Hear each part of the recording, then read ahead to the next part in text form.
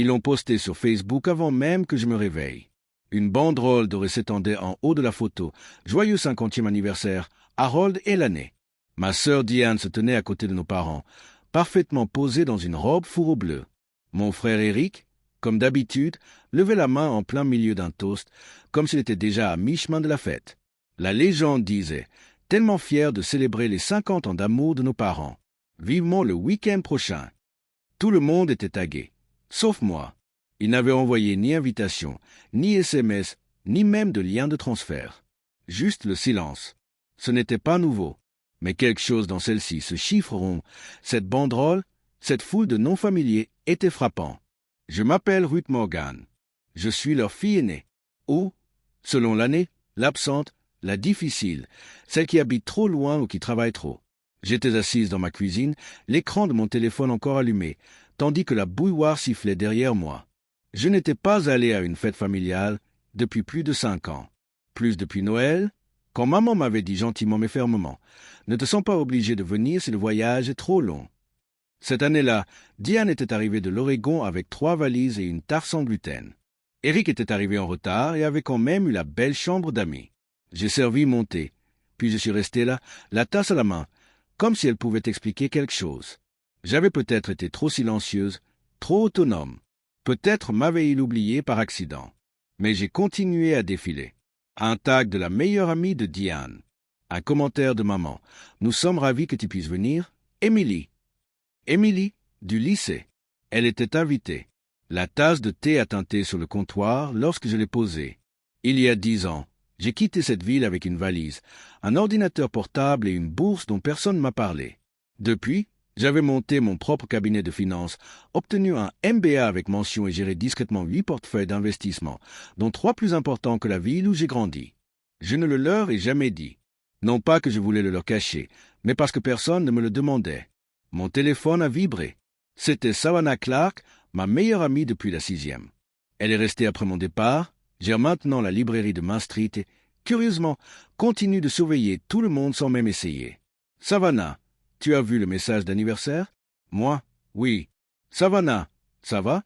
J'ai regardé le message, les doigts hésitants. Moi, ils ont invité Émilie. La réponse est arrivée rapidement. Savannah, tu es surprise? Je ne l'étais pas, mais je détestais que cela ressemble encore à un rejet. Plus tard ce matin-là, au cabinet, j'ai rencontré Lance Whitfield, mon mentor depuis 10 ans et associé directeur de notre cabinet. Il n'a même pas levé les yeux de son bureau avant de me demander « Ils t'ont encore laissé de côté, n'est-ce pas ?» J'ai hoché la tête. 50 ans. Beaucoup de monde. Quelqu'un a pris la peine de te demander où tu étais? Non. Mais Diane s'est souvenu de la tarte sans gluten. Il a finalement levé les yeux. Tu veux zapper le briefing Henderson? J'ai secoué la tête. Non, on y va. Il m'a longuement regardé, puis a simplement dit « C'est ça qui te rend dangereuse, Ruth. Tu prends la douleur et tu la transformes en stratégie. » Je n'ai pas répondu, mais je n'ai pas désapprouvé. C'était un jeudi où j'ai tourné à gauche par habitude plutôt que par logique. Je n'avais aucune raison de descendre Lexington Street. Pas de clients, pas de réunion, rien que des fantômes. Pourtant, la voiture avançait toute seule. Et elle était là. 11h47, Lexington. La maison où j'ai grandi, silencieux derrière une clôture tordue et un érable fané. Il y avait un panneau « À vendre, devant ». J'ai relâché l'accélérateur. Les volets avaient changé de couleur. La balancelle avait disparu. La pelouse, autrefois tondue avec obsession par mon père, paraissait brûlée par le soleil et fatiguée. Je n'avais pas mis les pieds dans cette maison depuis plus de 15 ans, mais son simple côté me fit vibrer le cœur. Je me garai 2 maisons plus loin et montai. Le prospectus était frisé par la chaleur, 3 chambres, 2 salles de bain, toiture neuve, vendeur motivé. Je parcourus le numéro de l'agent immobilier. Ce n'était pas un local. Ce soir-là, j'appelais Savannah. Ils ont revendu la maison, dis-je d'un ton neutre. Il y eut un silence. Attends, encore? Je ne savais même pas qu'il l'avait vendue la première fois. Tu es sérieuse?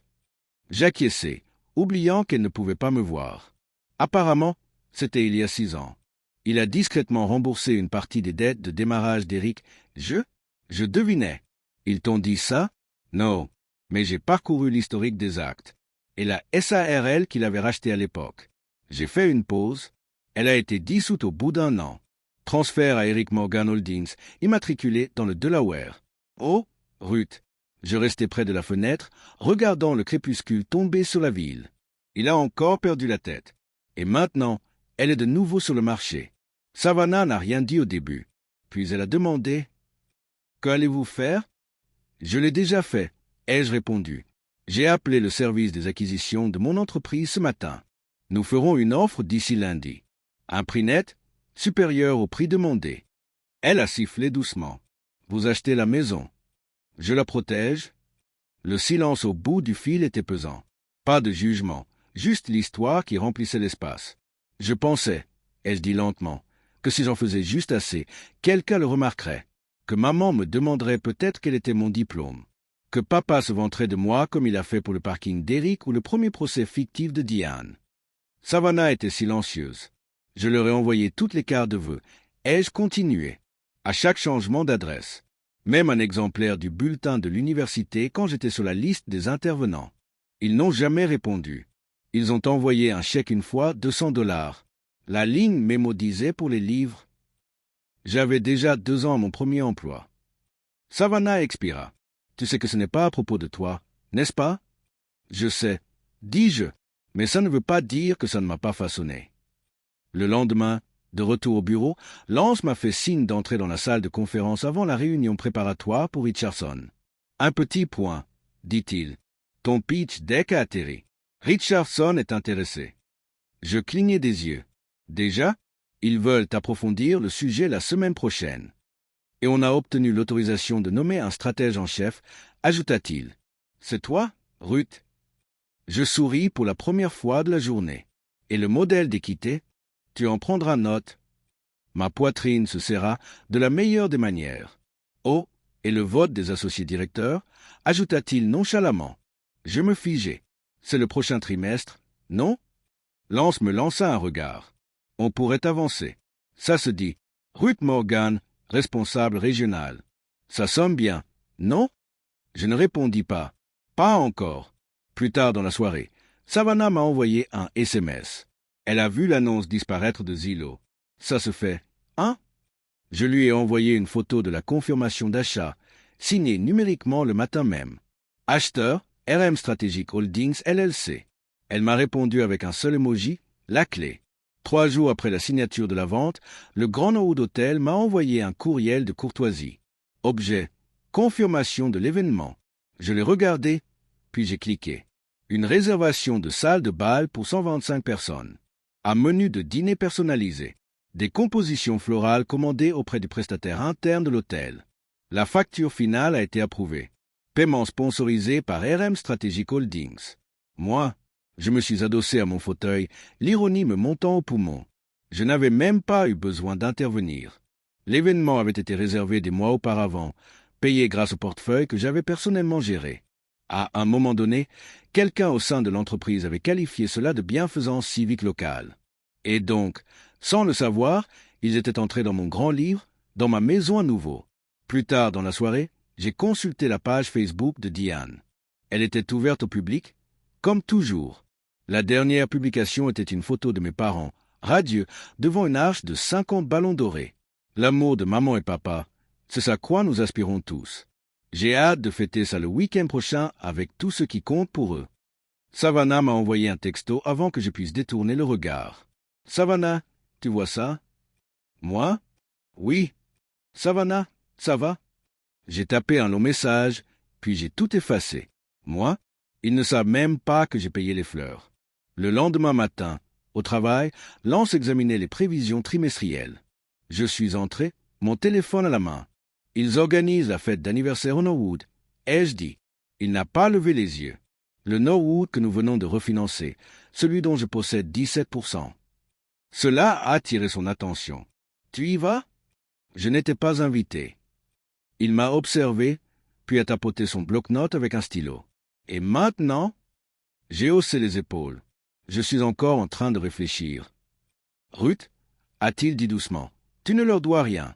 Mais parfois, le silence leur permet de continuer à écrire l'histoire. Le jour de l'annonce, Ruth Morgan nommée stratège principale, division action. Le directeur de Norwood a appelé pour confirmer les derniers détails de l'événement Morgan. Tout se déroule. Tout va bien, a-t-il dit. Il ne reste plus qu'à valider l'amélioration des fruits de mer. Approuvé, ai-je dit, et ajouté le mur de rose. Offert. Il y a eu un silence. Vous voulez que je note ça pour le client? Pas besoin. Ce soir-là, Savannah a apporté des plats à emporter et une bouteille de vin. Je continue de dire que vous devriez entrer en portant quelque chose d'effrayant et de scintillant. J'ai souri. Tu sais que je ne porte pas de paillettes. D'accord, mais venez. Laissez-les sentir la pièce changer. Je les regardai, puis j'ai baissé les yeux vers mon assiette. Tu crois qu'ils se souviennent seulement de mon existence? Je crois qu'ils s'en souviennent, a-t-elle dit doucement. Il n'aurait jamais pensé devoir le dire à voix haute. Le hall du Grand Norwood brillait sous la lumière des lustres, un luxe discret, conçu pour impressionner sans attirer l'attention.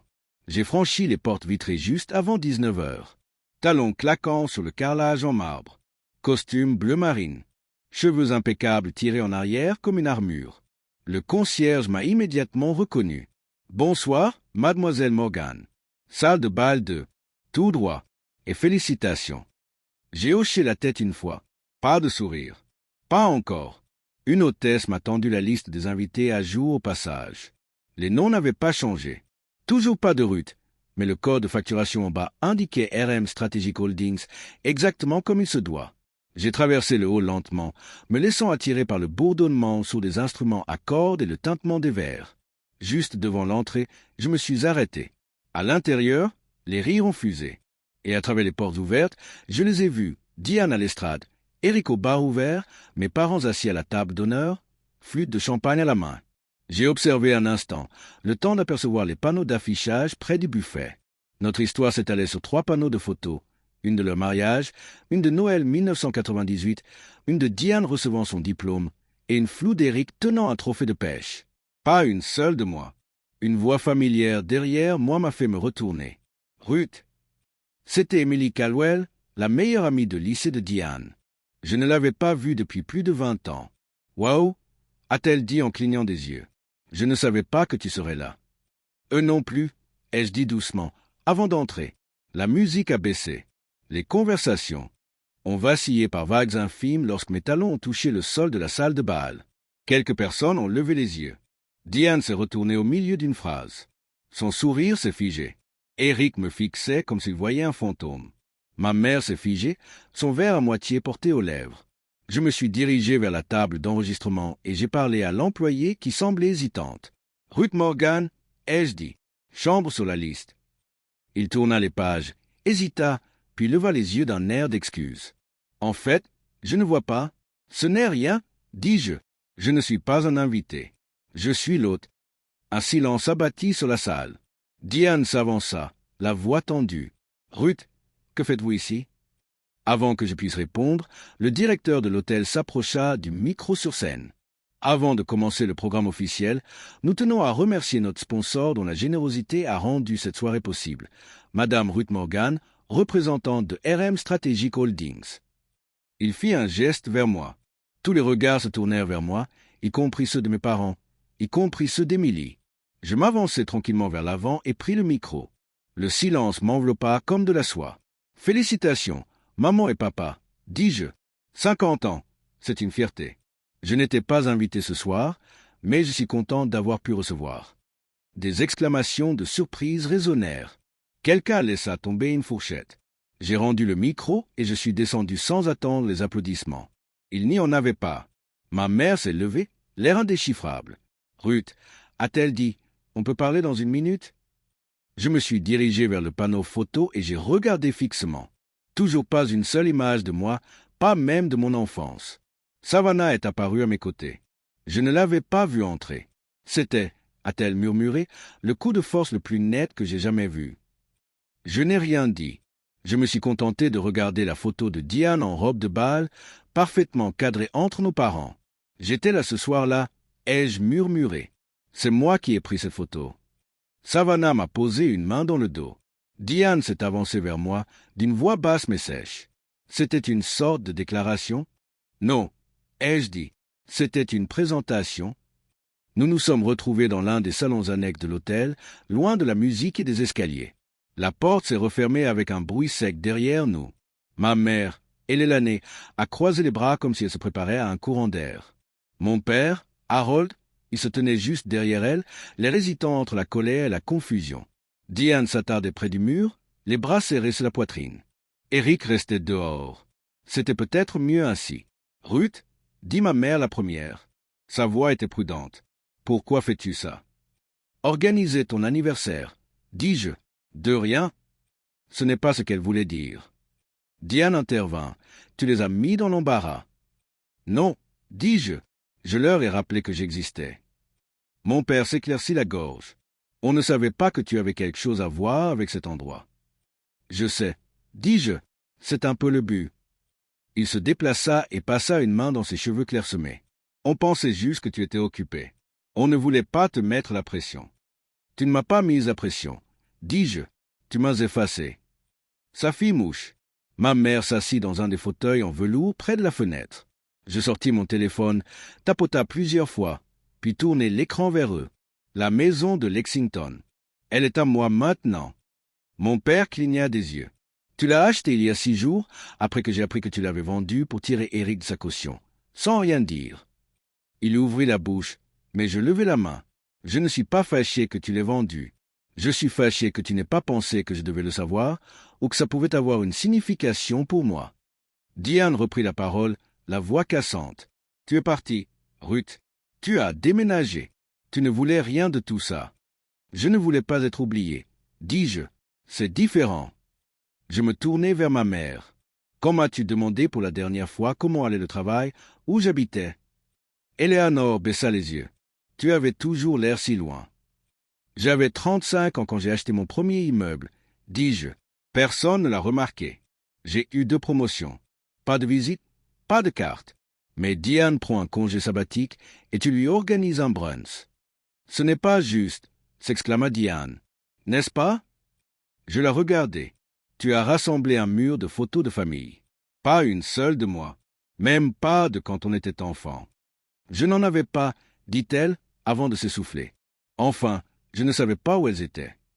Elles étaient dans le grenier de maman, dis-je, dans un carton étiqueté Affaires de rue de collège. Silence. Mon père prit enfin la parole. Bon, on a peut-être fait des erreurs. Mais ça, acheter la maison, débarquer ici, quel est le but? Il n'y en a pas, dis-je. Je ne suis pas là pour gagner quoi que ce soit. Puis je pris une inspiration. Parce que pour la première fois en 20 ans, tu ne pouvais pas m'ignorer. Pas sans t'étouffer avec les fleurs que j'ai payées. 2 jours plus tard, on frappa à la porte de mon appartement, m'attendant à la livraison que j'avais oubliée. Au lieu de ça, Diane se tenait là, tenant un carton usé. Derrière elle, Eric, les mains enfoncées dans les poches de sa veste, et nos parents, plus petits que je ne les avais jamais vus. On pensait, commença Diane, puis s'interrompit. On pourrait entrer? Je m'écartai. Ils avançaient prudemment, comme des visiteurs dans un musée dédié à une connaissance. Eleanor me tendit la boîte. Je l'ai trouvée au grenier. Je ne savais pas que j'en avais autant. Je la posai sur le comptoir. À l'intérieur se trouvaient de vieux bulletins scolaires, des emails imprimés de mes études de licence, un programme de mon MBA. « Tu n'es pas venu, dis-je. Je me disais qu'on était occupé, murmura-t-elle. Mais en vérité, je ne savais pas être fier de quelque chose que je ne comprenais pas. Eric s'éclaircit la gorge. Je me suis inscrite à des cours de commerce, des trucs en ligne. Je me suis dit que si tu avais le temps, tu pourrais m'aider à ne pas tout gâcher à nouveau. Je haussai un sourcil. Tu veux que je te guide? Si tu peux, dit-il, et si tu le veux. Diane s'avança. J'ai reporté le programme de partenariat pour le moment.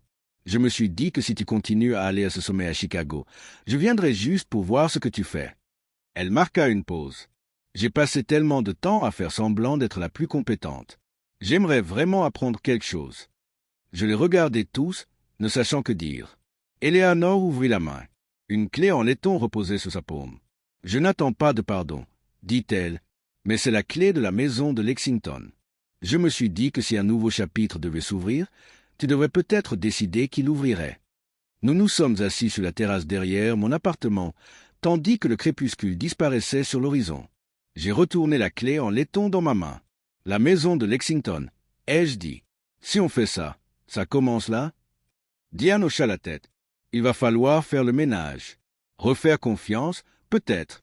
Mais si tu la veux. Je n'en veux pas, ai-je dit en la regardant dans les yeux. Je veux qu'on ait à nouveau une signification. Mais il faut que ce soit dans des termes différents. Eleanor se pencha en avant. Nommez-les. Je ne veux pas de fête remplie de silence poli. Je ne veux pas de retrouvailles où les gens chuchotent quand j'entre. Si on reconstruit, il faut que ce soit honnête et mérité. Il y eut un long silence. Puis Eric dit, « Et maintenant ?» Je regardai vers l'horizon. On alterne les fêtes. Moitié ici, moitié à Lexington. Je ne reviendrai pas à une table où l'on attend de moi qu'elle rétrécisse. « Et Noël ?» demanda Diane. Je souris légèrement. Noël est à Chicago cette année. Salle de réunion le jour, dîner le soir. Habillez-vous de façon formelle. Essayez de ne pas me mettre dans l'embarras. Ils rirent. Gênés, fragiles, mais sincères. Vous arrive-t-il de rester assis à un dîner où tout le monde parle autour de vous comme si vous n'étiez qu'un meuble avec un battement de cœur? Et puis un jour, vous sortez non pas pour disparaître, mais pour être vu. Ruth n'a pas piqué une crise. Elle n'a pas supplié. Elle a construit. Elle n'est pas revenue pour les applaudissements. Elle est revenue pour qu'il ne puisse plus mentir sur son identité. Peut-être que c'est vous. Peut-être que vous êtes parti discrètement. Vous aussi. Peut-être avez-vous passé des années à replier votre fierté sur le silence, sur la politesse, sur une chaise au bout de la table, là où personne ne regarde vraiment. Mais un jour, quelqu'un appelle. Une clé apparaît. Une question est posée doucement. On peut recommencer? Et vous vous demandez, était-ce trop tard? Pour Ruth, ce n'était pas le cas. Non pas parce qu'il l'avait mérité, mais parce qu'elle avait changé les règles. Si vous vous êtes déjà assis dans une pièce pleine de famille et que vous vous êtes quand même senti seul. Si vous avez déjà réussi discrètement et attendu qu'il le remarque. Si vous avez déjà tenu votre propre clé en main et vous êtes demandé s'il fallait ouvrir la porte ou partir, laissez simplement une trace. Un symbole, un point, un mot, un souffle que vous n'avez jamais pu expirer. Nous les lirons tous, car quelqu'un, quelque part, sait exactement ce que vous n'avez jamais dit.